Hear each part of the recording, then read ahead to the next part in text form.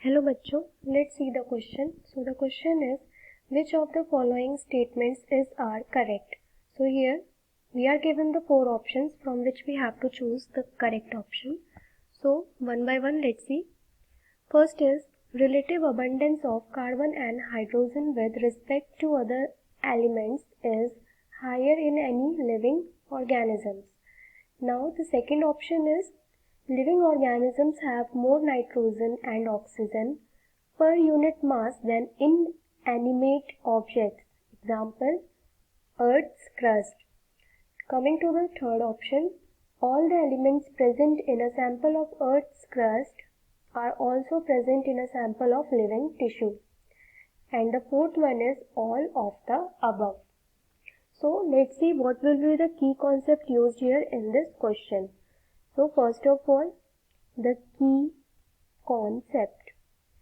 की कॉन्सेप्ट में हम देखेंगे केमिकल कंपोजिशन, आखिरकार होता क्या है एक नॉन लिविंग का, जिसमें हम ले लेंगे अर्थ क्रस्ट को और लिविंग टिश्यू के लिए हम लोग ले लेंगे ह्यूमन के लिए. तो फिर यहाँ पर केमिकल रिलेटिव कंपैरिजन हम देखेंगे. यहाँ पर रिलेटिव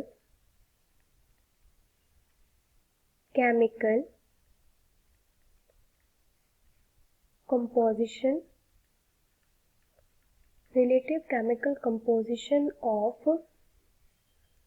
Earth's crust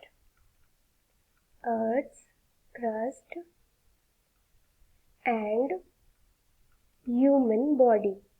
हम इन दोनों को कंपेयर करेंगे. इन दोनों में जो रिलेटिव हमको देखने को मिलता है एलिमेंट्स, उनके परसेंटेज क्या होते हैं उनको कंपेयर करेंगे. रिलेटिव उनका कैसा कंपोजिशन होता है अर्थ क्रस्ट में और ह्यूमन बॉडी में.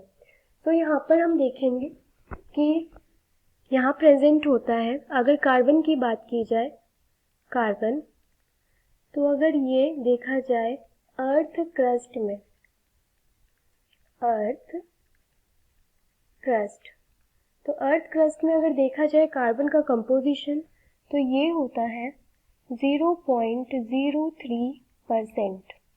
और यहाँ पर अगर देखा जाए ह्यूमन बॉडी में, ह्यूमन बॉडी, तो ह्यूमन बॉडी में अगर इनका कंसंट्रेशन देखा जाए तो वो होता है 18.5%.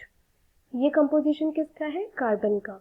अगर हम यहाँ पर देखें हाइड्रोजन, तो हाइड्रोजन का कंपोजिशन यहाँ पर अर्थ क्रस्ट के केस में देखा जाए तो ये हो जाएगा यहाँ 0.14%. और यहीं अगर ह्यूमन की बात की जाए, ह्यूमन बॉडी में बात की जाए इसकी, तो ये हो जाएगी 0.5%. अब यहाँ पर देखा जाए नाइट्रोजन के केस में क्या होता है. नाइट्रोजन जो एलिमेंट है, अगर वो अर्थ में देखा जाए, अर्थ क्रस्ट में अगर देखा जाए, तो यहाँ पर ये इसका जो कंपोजिशन होता है, जैसे कंसंट्रेशन होता है, बहुत कम होता है, वेरी रिलेटिव, बहुत कम होता है, जिसको हम नेग्लिजिबल टाइप का, इसको हम नहीं देख सकते. नेक्स्ट देखा जाए अगर ये ह्यूमन में, ह्यूमन बॉडी में देखा जाए, तो इसका कंसंट्रेशन होता है 3.5, इसका कंसंट्रेशन होता है 3.3%. नेक्स्ट ऑक्सीजन देखा जाए, ऑक्सीजन का क्या लेवल होता है अर्थ क्रस्ट में. अर्थ में देखा जाए ऑक्सीजन, तो ये होता है 46.6%. और वहीं अगर इसका कंसंट्रेशन देखा जाए ह्यूमंस में, ह्यूमन बॉडी में देखा जाए, तो इसका कंसंट्रेशन होगा 65%. तो यहाँ पर अब हम देखते हैं हमारे ऑप्शंस में क्या क्या गिवन था. यहाँ गिवन है पहला option, relative abundance of carbon and hydrogen with respect to other elements is higher in any living organism. तो यहाँ पर हमने अभी देखा था कि जो कार्बन और हाइड्रोजन का जो कंसंट्रेशन है वो अर्थ क्रस्ट में, जो कि एक नॉन लिविंग है, अर्थ क्रस्ट में अगर देखा जाए तो इनका कंसंट्रेशन हाइड्रोजन का और कार्बन का, ये दोनों का ही कम कंसेंट्रेशन था, यहाँ पे 0.03 और यहाँ पे 0.14। और इन केस ऑफ अगर ह्यूमन बॉडी देखा जाए तो ह्यूमन बॉडी के केस में यहाँ पर कार्बन में 18.5 है और हाइड्रोजन में 0.5 है। तो ये रिलेटिवली अर्थ क्रस्ट है और जो ह्यूमन बॉडी है उनके कंपैरिजन में ये लिविंग में ज़्यादा देखने को मिल रहा है हमको। तो यहाँ पर ये स्टेटमेंट हमारा हो जाएगा करेक्ट, ये स्टेटमेंट हमारा हो जाएगा एकदम correct. Option number 1 correct. Second option है living organisms have more nitrogen and oxygen per unit mass than inanimate objects that is earth crust. तो अर्थ क्रस्ट में देखें नाइट्रोजन और ऑक्सीजन का कंसेंट्रेशन कैसा था।